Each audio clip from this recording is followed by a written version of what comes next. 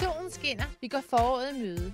Mange nye som gamle garvede løber kridter løbeskoene og går i gang. Men hvad gør man for at få det optimale ud af sin træning?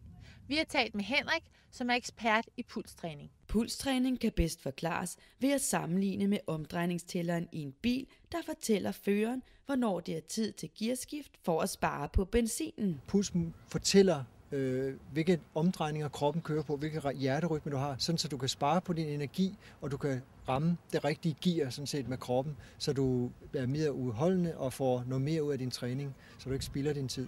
For at anvende pulsmåleren korrekt, skal man blandt andet kende til sin makspuls. Sin makspuls, der har man en meget teoretisk formel, der siger 220 minus ens alder. Men i og med den er teoretisk, så har den også nogle store udsving til begge sider. Men det er en rigtig god rettesnor til at finde ud af, hvor den ligger nogenlunde min maksimumpuls. Når man kender sin makspuls, skal man træne med intensitet mellem 50 og 90% af makspulsen. Den nyere forskning den indikerer klart, at det, man skal tænke på, når man skal tabe sig, det handler om i første omgang at få en god kondition. Og god kondition får man ikke ved at træne med lav intensitet. Der gælder det altså om at variere træning og også træne og intervaltræning, hvor man får pulsen op. Altså, er du 35 år, har du en makspuls på 185, og du skal nu veksle din træning, så din puls varierer mellem 92 til 166. Og det fungerer på den måde, at pulssenderen, der sidder 2 elektroder på, som man simpelthen fugter. Den skal simpelthen ind og sidde inde på det bare maveskin her, og den måler simpelthen din hjerterytme så, og så sender den signalet ned til dit ur på armen, sådan så du direkte hele tiden kan aflæse, hvilken hjerterytme du har. Et pulsur om håndleddet afslører nemlig nådesløst, om træningsintensiteten er tilpas høj eller alt for lav, og derfor vil det gavne fedttabet, konditionen og dermed slankekuren gevaldigt. Det vil sige, at vi skal anskaffe os et pulsur for at få det optimale ud af vores træning. For at finde et godt pulsur har vi fået tidligere elitesportsmand Carsten Anker Scales til at teste 3 uger.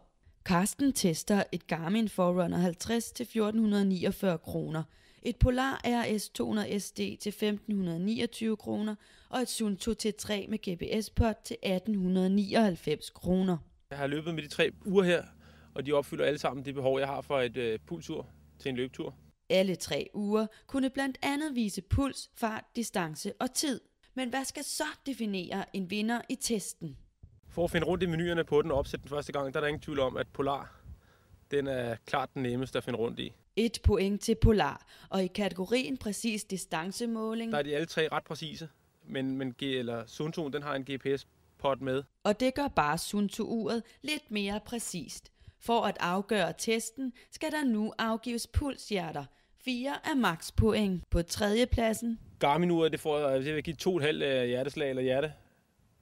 Og det opfylder egentlig behovet for det, jeg har brug for, men Garmin laver også GPS-ure, der lige er en gang bedre. På 2. pladsen kommer Suunto-uret. For 3 hjerter, fordi den har en GPS-pod, det har de andre ikke, så den er lige lidt mere præcis. Så den samlede vinder er? Polar vinder uden tvivl med 4 hjerter, på grund af, at det er nemt at bruge.